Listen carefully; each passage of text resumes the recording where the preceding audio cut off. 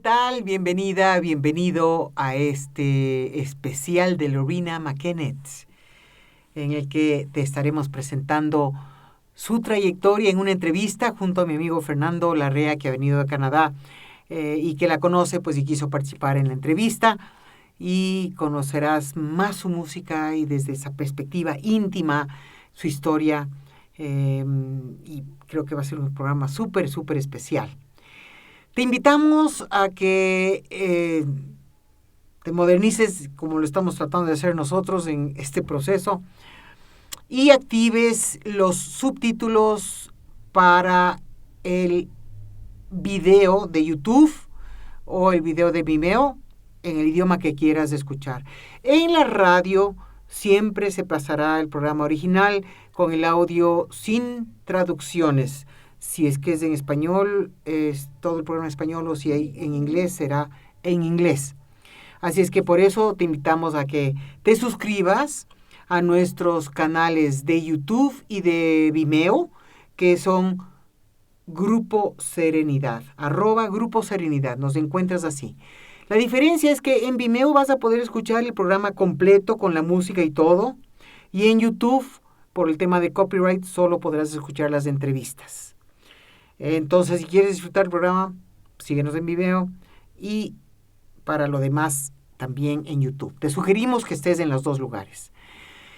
Y de ahí también te invitamos a que te comuniques con nosotros para hacer tus preguntas, para participar en el programa desde cualquier parte del mundo a través de nuestro WhatsApp, que dejo aquí, en este lado de aquí creo. Rubén se va a encargar de ponernos el dato, es 593-999-203-203. Desde cualquier parte del planeta, envíanos tus mensajes. También te podemos mandar los links del programa por cualquier eventualidad que nos pidas, pues con mucho gusto. Y nuestros medios sociales.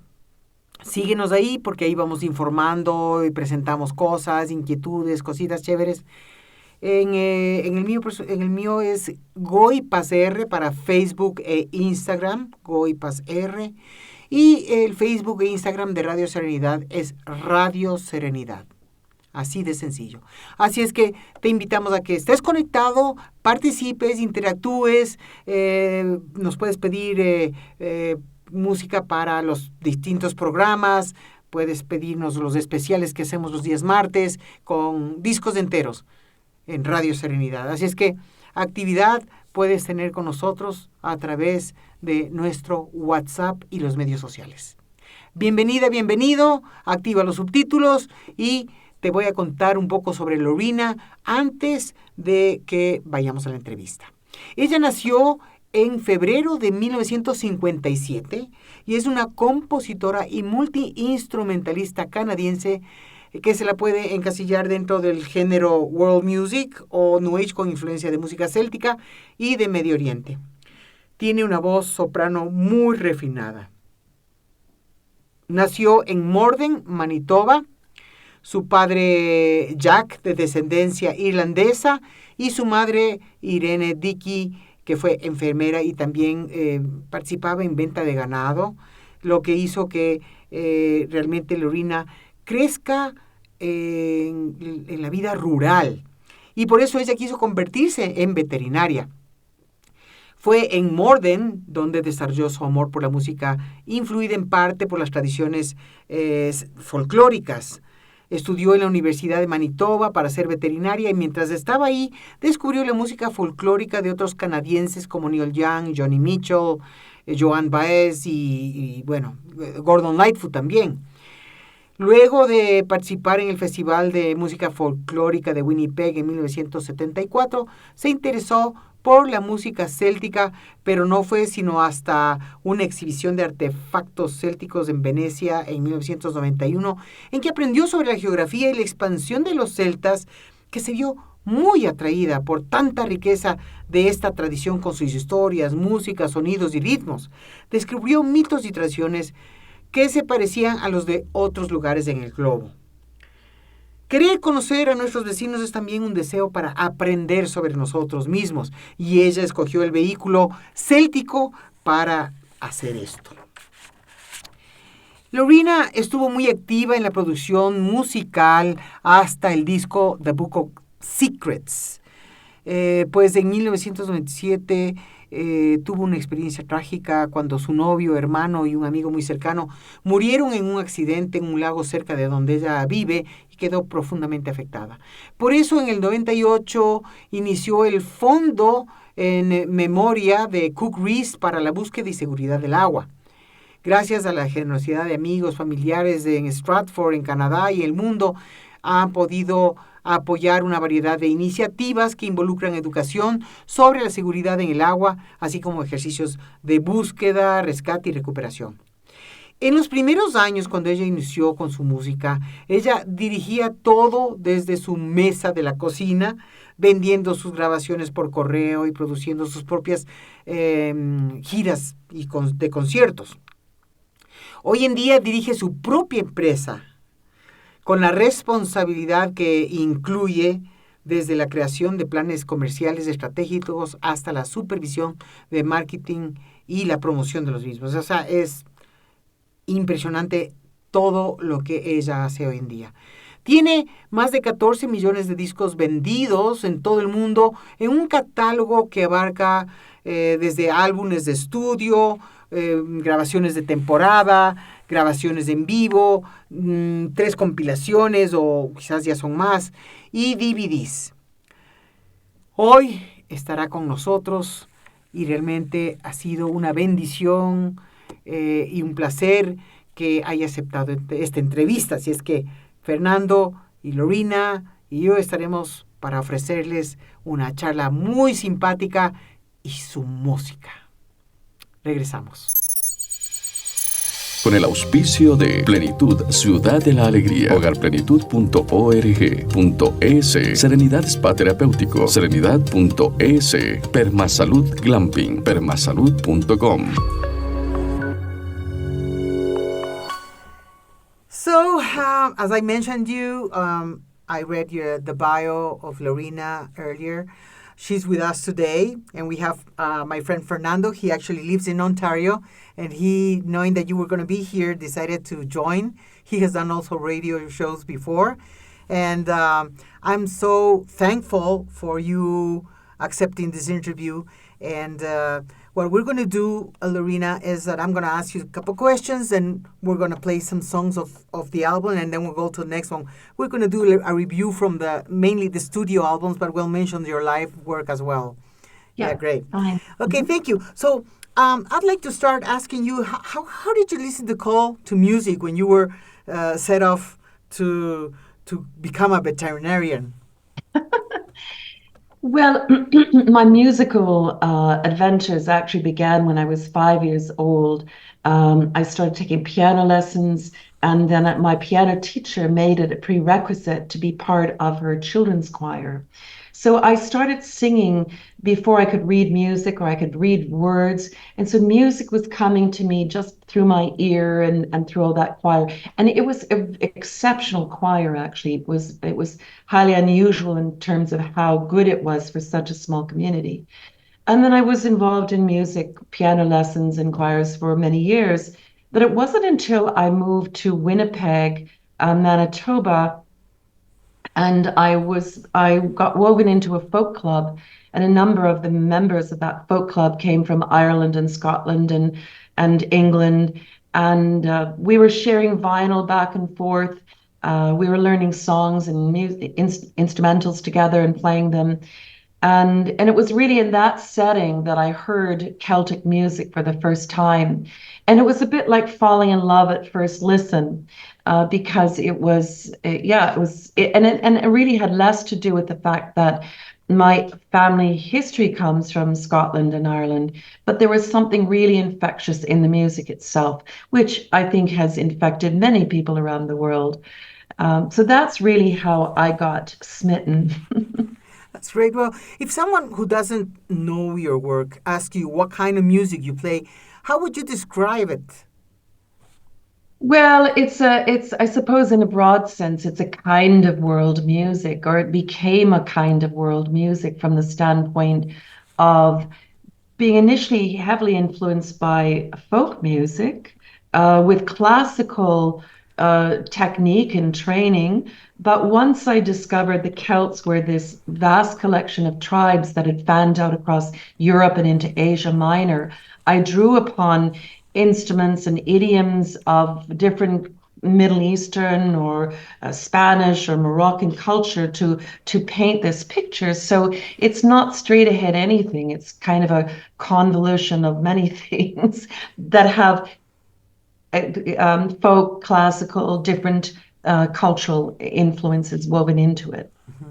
Okay, so how about if we listen to some songs from your 1985 album Elemental? We've chosen Blacksmith and Stolen Child. Estás escuchando New Age, el programa de la nueva era. So, Loreena, you are a multi-instrumentalist. Yet, do you have a favorite instrument? Well, I have to say the piano I played since I was 5, and I feel much more. I can play more complex things, although I'm not, a super pianist or anything. But I have a stronger command at the piano than I would at the harp. The only thing is the harp. Is such a beautiful and gentle instrument. I taught myself actually how to play it. I wouldn't advise that to anyone else to do that, but it's a very forgiving instrument. And so, from just a sound standpoint, I would say the harp would be my most favorite. I play a bit of accordion and tin whistle, but I would say the harp would be for that reason. What do you think it requires for you to be able to sing and play the instrument at the same time? Because I was a piano player, but I was just a right-handed. My left hand was not. Something happened in the brain, so I find it's rather difficult, from my experience, to sing and play an instrument at the same time. How do you do that? Well, up to a certain point, if it's material that I've written, I've probably written it at the piano, and I'd be working on building phrases. So the accompaniment and the singing gets going at the same time. When I'm learning, let's say, folk music or traditional music that I didn't write, for example, um, I don't know. I mean, I figure out the chord patterns, and I have an idea or feeling how I want the feeling of the sentiment to go, and it just comes, I guess. Do you want to answer something? Yeah, I have a question. First of all, a pleasure to see you. I met you in London, Ontario once. You signed an autograph for me. Pleasure to see you again. Nice to see you. I wanted to ask you about the management part. You are famous for taking care of your own music, manage your own productions. So is that equally satisfying? Is it great to feel in charge of those things? Well, it is to consider. That's an excellent question. I grew up in a rural setting in Manitoba, and I feel that my independent and self-sufficient kind of spirit was groomed in that time and that place, because when you're farming, you have a very self-sufficient kind of mindset. Um, so there is that aspect of it. When I made Elemental, for example, I ended up borrowing the money my parents saved for my veterinarian studies, which I didn't go on to do. I did at that time. I didn't even know the names of the record companies. I was equipped with a book called How to Make and Sell Your Own Record by Diane Rappaport. I had another book from the Canadian Council for the Arts that was all about touring and budgets and all the things that you needed to know. So I was self-taught by those two books, and then as I busked on the street. Then stores in Toronto were calling me up and asking me could I sell them or give them cassettes on consignment. So it grew in a very slow and organic way from about 1985 to 1991, at which time I signed this licensing deal with the Warner Music Canada, but then the music became available to all the Warner groups around the world. So I was really managing and learning things in this organic way from 85 to 91. Um, when I signed that deal, and then I'd start going to Los Angeles, and I'd be going to Warner Brothers Records, and they were, they're quite amused about this artist who was wandering around without a manager. It was kind of this sentiment like you've got children wandering around without their parents. and and they would, for a year or two anyway, they would set me, every time I go to Los Angeles, they'd set me up with meetings with prospective managers. And I realized that I wasn't, we really couldn't see eye to eye. I was very worried that I would lose the self-sufficiency actually that I developed from 85 to 91, that I would lose control of knowing what was going on or how the business model worked.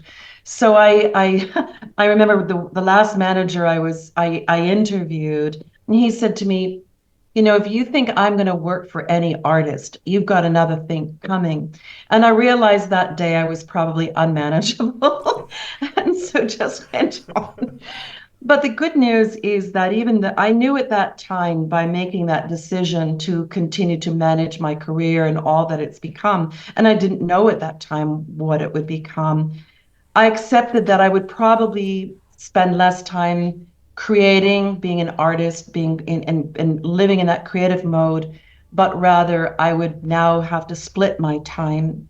And the way I've kind of managed that is, if I'm working on a new recording, I anticipate that. I build that into the business plan over 3 years or so, and I say, okay, I'm going to shut all the doors and get rid of everything. I'm going to now go and research. I'm going to travel. I'm going to gather these inspirations. I'm going to read these books, and I'm going to start creatively working. And that I would do until I'm finished really mixing the recording. And then halfway through that process, the management part takes over and is building tours and marketing tools and all those kinds of deadlines and budgets. Busy lady. Quite busy. Yeah. Well, that's great, because you can control and choose how to use your time. So, Yes. you have 4 Christmas albums, and so I just wanted to ask you, what does Christmas mean to you? Because to have 4 albums, and we're going to listen to some songs from your albums, but what does Christmas actually mean to you? Well, there's Christmas and the winter season. And for me, there's a couple of things. One is, there's so much beautiful, beautiful music available at Christmas time. And growing up in this small town, Morden, Manitoba, in the 60s and 70s, we'd be singing Christmas music at school and at church and at variety concerts. And it was around, I'd be listening to it on the radio as I go to school or home in the weekends. So I was really immersed in it. It becomes a real part of the fabric of my year, being able to be that ritual, to be engaged in Christmas music. But there's also, winter music as well. Some of the carols don't actually have to do with Christmas per se, but they're really a celebration of the natural world. So those are really the touchstones that I have for that. And in recent years, when we put together this project called Under Winter's Moon, we wove in some Indigenous people's reflections on winter. And that was really wonderful to bring that dimension in, with the Sky Woman story and Jeffrey George's reflections on winter. So that's beautiful. So we're going to listen now to some music from your Christmas albums, Midwinter Night Dreams, A Winter Garden, and To Drive the Cold Winter Away. Con el auspicio de Plenitud, Ciudad de la Alegría, hogarplenitud.org.es, Serenidad Spa Terapéutico, serenidad.es, Permasalud Glamping, permasalud.com. Loreena, when you mentioned that the piano was an important instrument for you to compose the music, but I wonder how do you do the arrangements of other instruments for your compositions? Do you envision them while you were composing in the piano or any other instrument? I work in an unusual way. So as I was mentioning, I've really anchored my creative focus on the history of the Celts. And as I mentioned, they fanned out across Europe and into Asia Minor, dating back to 500 BC. And in those travels, and those travels have been many and very rich, through Galicia and Spain and Morocco, different parts of Europe, of course, across Turkey, across Mongolia, across Siberia. Um, so when I go on these travels and I meet people, I see the land, I hear and smell the activity on the streets or the countryside, it all builds up these kind of images. So between those real life experiences as well as in that research phase, I'm often reading travel literature to do with where I'm going, and of course, various history or academic papers, watching documentaries, listening to radio podcasts, etc. So I immerse myself in every way possible, but images start developing, and then themes start to develop, and I think, this is something. So when I'm in the next phase of the creative process, I actually develop an image in my mind that is fixed, fairly fixed for every single song. And then I have that image developed before I go into the recording studio, because there's so many choices you can make in the recording studios, you probably know, that you can get lost in this maze of choices. So I'd say, well, I want a bowed instrument. Is it a violin, a cello? Is it a Kamenchi or a lira, an esraj or via a viol de gambos of some kind?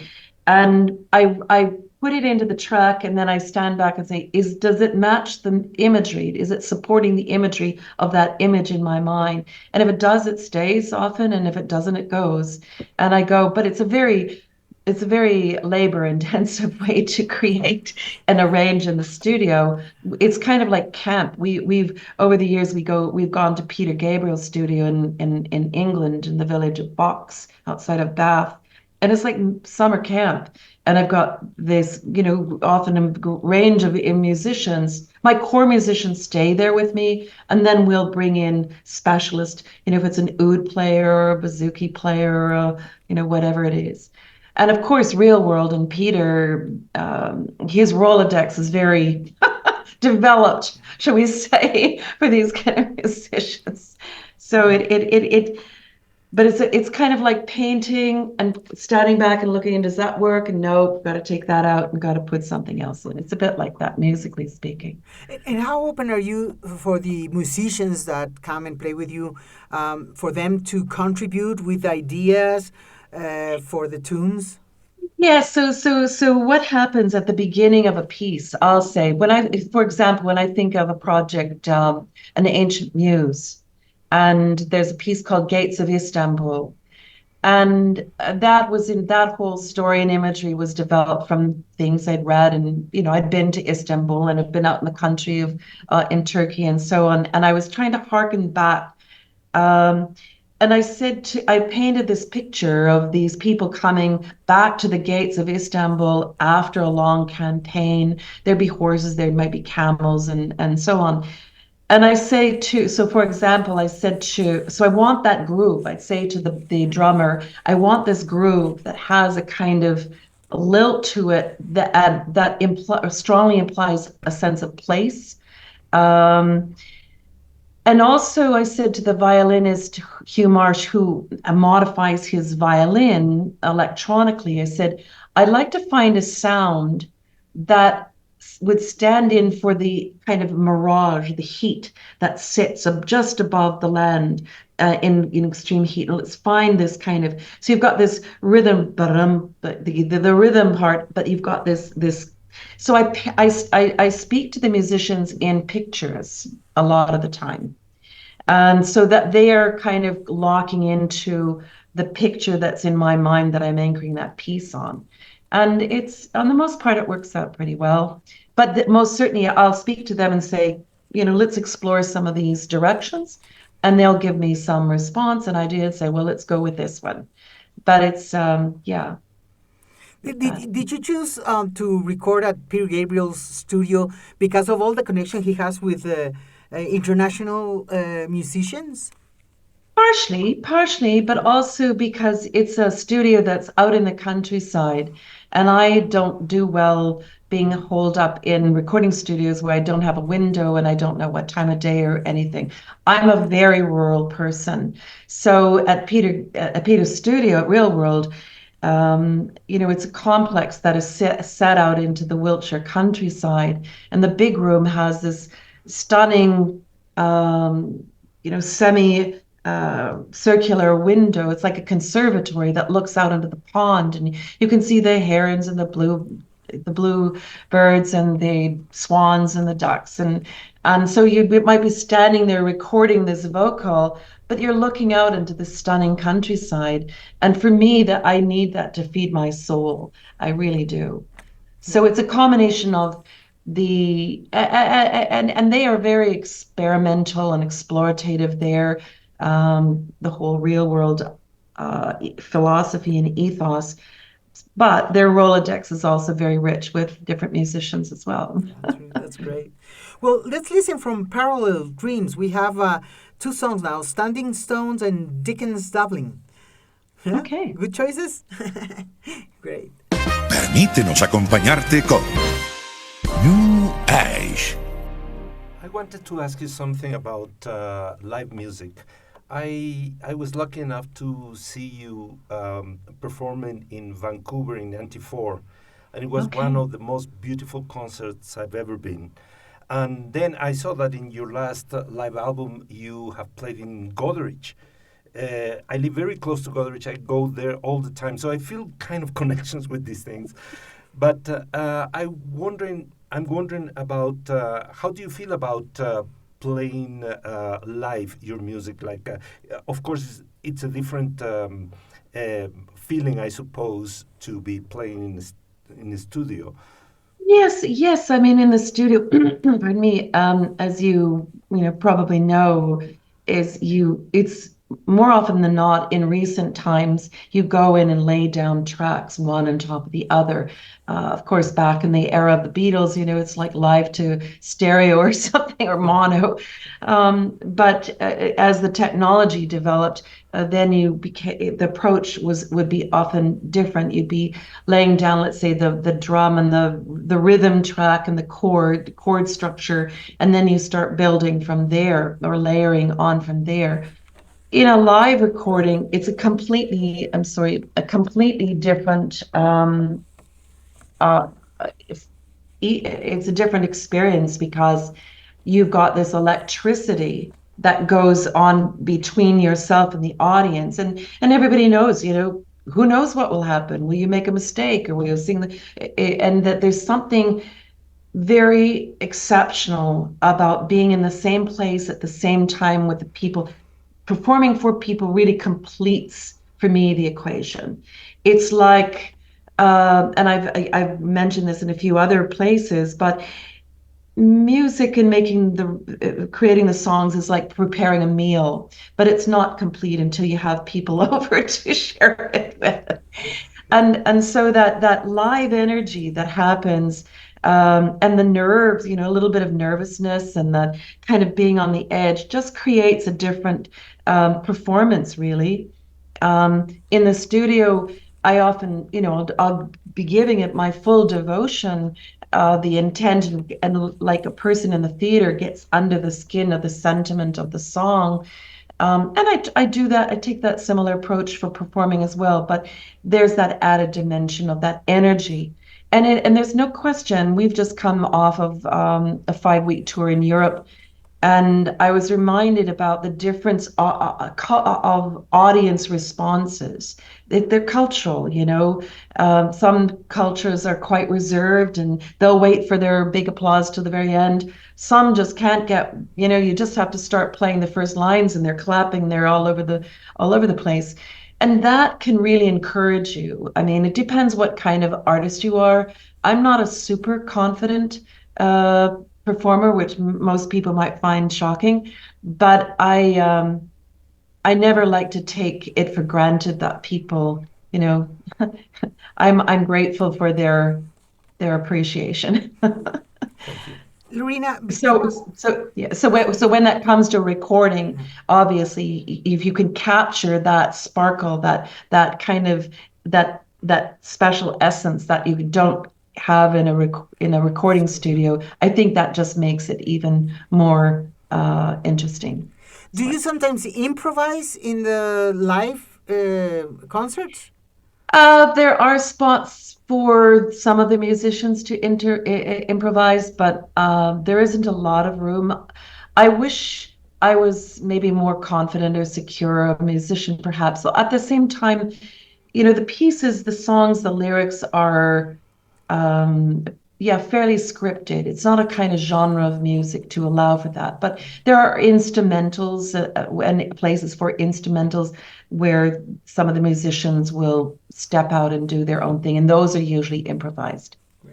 So, besides the cultural influence, poetry, books, tales, myths, uh, what has been an important source of inspiration? Because I read something about dream state, and I don't know if through, you said something like the real and the surreal, the powerful and the intangible, but you were mentioning about the dreams that have served as a vehicle through which we have integrated our conscious and subconscious. So I was Yeah. wondering if you have ever had dreams that served as inspiration for any songs? Not really, not really. I mean, I'm trying to remember when and where exactly I might have written that. You know, there. Hmm. The creative act is quite an interesting one, where you're imagining and divining things, and you wonder where is this all coming from, and that's hence the word the visit. The title of the visit was partially a reflection of that, and the word dreams might have been used in a different kind of sense of in imagining things that you are channeling and you're a conduit for things that can flow through you. When you composed for Lady of Shalott, now that you mentioned the visit, I mean, it's a sonnet. How easy or complex was it to make music for a whole sonnet? Well, I never was really intimidated by the length of it. I where I jumped in there was first of all, I don't feel my lyric writing is the strongest thing that I do. And so usually at every recording I'm looking for, you know, the Dead Poets Society, W.B. Yeats or Albert Noyes or Tennyson or Shakespeare or somebody. Um, but on the Lady of Shalott, it was really a lot of the imagery of the poem that really struck me, and quite interestingly, and probably in a very peculiar kind of way, there's I think the second or third verse that talks about the reapers reaping early and the moon and so on. Well, where I live, and this goes probably back to my rural roots, and now I still live on a farm, but in southern Ontario. And as you may know, we've got Amish and Mennonite people here within the neighborhood, and it wouldn't be uncommon that if I go for a drive just 20 minutes from here, where I live, that I'll see people working the land, reaping, stooking, everything being done by horses. And there's something really quite beautiful and special about, I believe, people working in harmony with the land, with their hands. And so there was that part of that poem that really struck me.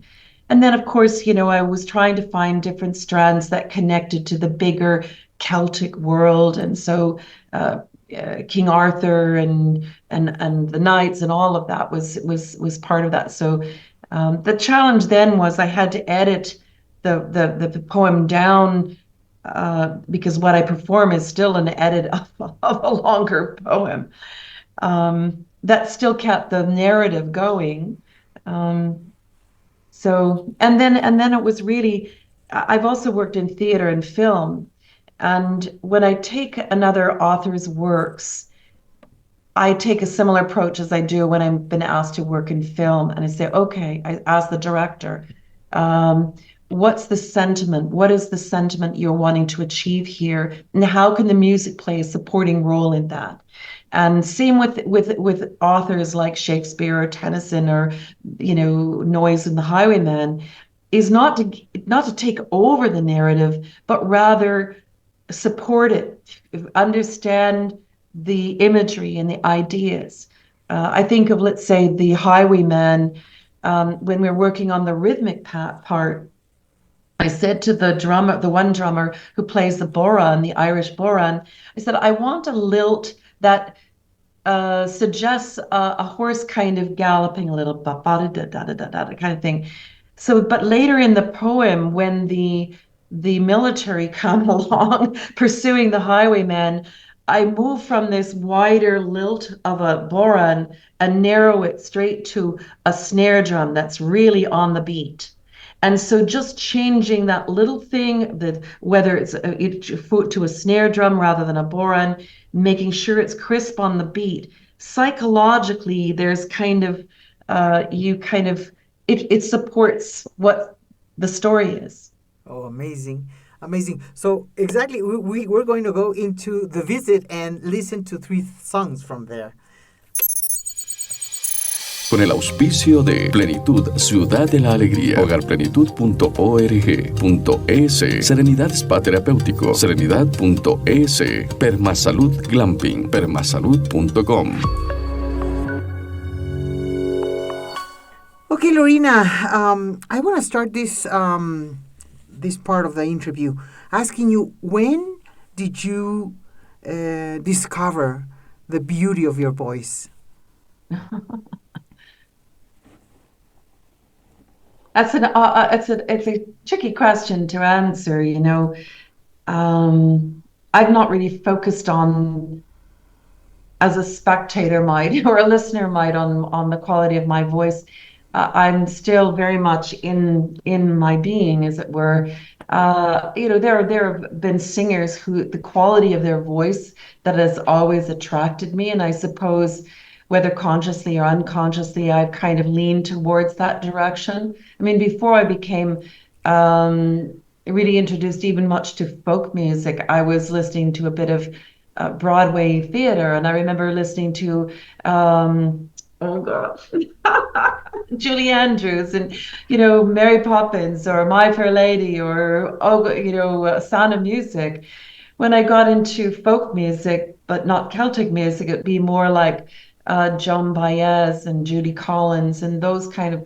And then when I got further into more Celtic music, certainly Maddie Pryor would be a reference point, or June Tabor. And I remember listening to Mary Black early on. So there are people whose quality of voice that you like to hear yourself. I can see myself bringing in those influences as well as my, classical training, but I don't really think about my voice in those terms. Yeah, I get it's difficult to listen to oneself and identify and say, well, how does it sound? I totally understand. And so for your training, for your voice training, besides your instruments, did you do a very classical oriented training for your soprano voice? Yes. I started singing when I was 5 years old. The slightly longer story is that when I was 5, my family was involved in a car accident. And at that time, I was involved, was doing some Highland dancing, some Scottish Highland dancing, like this. And so both my legs were broken. And my mother enrolled me. Then I was in this little wheelchair, and my mother knew she had to get me engaged with something. So she enrolled me in piano lessons. And the piano teacher made it a prerequisite that all her students were part of her children's choir. So I started singing when I was 5, and that was before I could read words or I could read music. So I was learning music and lyrics and so on by my ear, building those ear brain synapses before my eye brain synapses were going. And I really felt that was important first start for me, because my parents were not very musical. I didn't learn Celtic music at the foot of my, grandparents' knee or anything like that. It was a very different experience. So time went on, and when I became a teenager, it was suggested that I take some classical singing lessons, which I did. I used to travel from Morden, Manitoba to Winnipeg every Saturday. When my piano teacher moved from Morden to Winnipeg when I was maybe 10 years old, I used to get on the bus at Morden at about 8 in the morning by myself, take it to Winnipeg, get off on the major highway, and take another little city bus, and then get off and go to my piano lesson, go back. Then I would connect with my singing teacher in a different part of the city, and then I would take the bus back home from Winnipeg to Morden later that evening. So I studied classically for maybe 4 years, 3 or 4 years. Uh, but my singing teacher was a real old school kind of gal. Uh, Great technique, great knowledge, and so on. But she just did not want me singing folk songs at all. And she used to really give me a hard time. And then I wouldn't tell her that I'd be singing folk songs, or I would enter myself in the music festivals in the folk song category, but she certainly wouldn't help me prepare for those. So I quit. I just quit and then found my own way. So I have that kind of classical foundation. I can have a wide range, and I can sing long periods of time, do many concerts in a row, and not hurt my voice. I've got lots of stamina between that, the training, and feeling like I'm an athlete. I train, or I really do a lot of running when I'm on tour. So all of that comes into play. Sorry, that's a rather long-winded answer to your Oh, that's question. wonderful. Good to know. You wanted to ask her something about Yeah.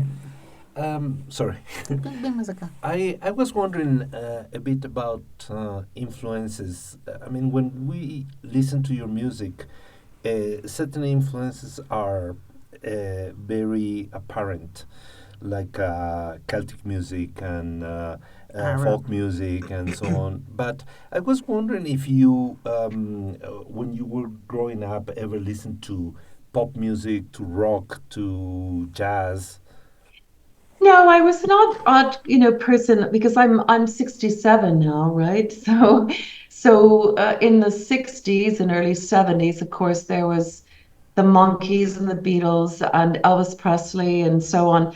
I really wasn't interested in that music. It didn't speak to me very much. Mm. Um, I was much more interested in Joni Mitchell, Leonard Cohen, Gordon Lightfoot, Peter, Paul, and Mary. This section of folk with Simon Garfunkel. And then when I moved to Winnipeg, I then became interested in a wider uh, kind of menu of options like Tom Waits. And uh, but I was never that fixated on what was commercial material. Yeah, yeah. Great. Well, now we're going to. I wanted to ask you something about The Mask and the Mirror. In this album, you explore Eastern and Spanish rhythms. So I was wondering, what are you referring to with The Mask and the Mirror in relation to the rhythms that you explore? Well, uh, as would be the case when I'm trying to evoke a particular geographical location, I try to find musicians who play in an idiom and instruments that will support that geographical and that period of time. But it's not a strict exercise. So, for example, in that era, I was working with a percussionist called Rick Lazar, who lives in Toronto still. Wonderful percussionist. And his family history comes from Iraq and Iran, but he's made a whole career in South American, different kinds of music from Brazil and so on. And he had a troupe called Samba Squad. So, there'd be the musicians themselves would, I'd say, for example, with Santiago, the instrumental Santiago, I want to have that crispness that can come in with the castanets and so on of Spain. But he would still bring in a bit of song, something else. So it was not, I can't say that rhythm has been my strongest forte. I'm aware that it's important. I've not really understood the whole landscape of rhythm, but I appreciate the importance of the framework. There's probably a better word, or the lilt, for example. And I can't remember if we were speaking earlier about let's say the Highwayman, which is on the Book of Secrets, and I'm trying to. I asked the boron player to play the rhythmic pattern in a way that would kind of evoke this horse galloping out in the countryside. But in the narrative of the story, when it comes along that the military show up looking for this highwayman, wanting to kill him or arrest him, I changed the choice of drums and the crispness of the framework. So instead of having this wide loping kind of thing with the boron, I bring it in with a snare drum that evokes a military kind of psychology. So I do that whenever I can. And of course, the more I would get into the Mediterranean or Middle East in the other recordings, I'd bring in those drums and those rhythmic patterns. That's beautiful. So, from this wonderful album from 1994, we're going to listen to The Mystic's Dream, Marrakesh Night Market, and Santiago.